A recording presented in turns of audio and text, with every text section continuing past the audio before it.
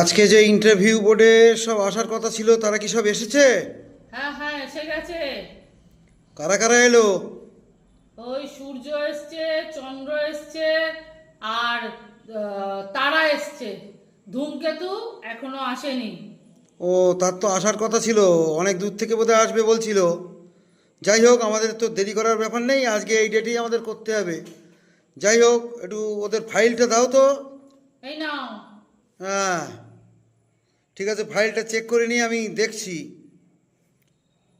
ঠিক আছে, এতে যা দেখছি একের পর এক সূর্যর ডিগ্রিটা বেশি, চাঁদের তার থেকে অপেক্ষাকৃত কম, তারা তো নেই।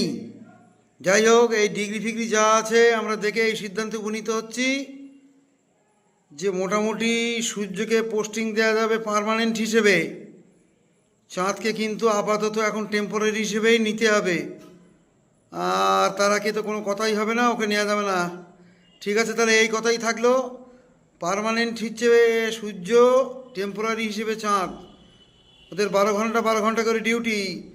যেহেতু সূর্য ডিগ্রিটা বেশি সেই জন্যে সকাল 5টা থেকে বিকেল 5টা অবধি, আর চাঁদের ডিগ্রি যেহেতু কম সেই জন্যে বিকেল 5টা থেকে রাত্রির সকাল সকাল 5টা অবধি। ঠিক আছে, এই থাকলো, দেখা যাক কি হয়।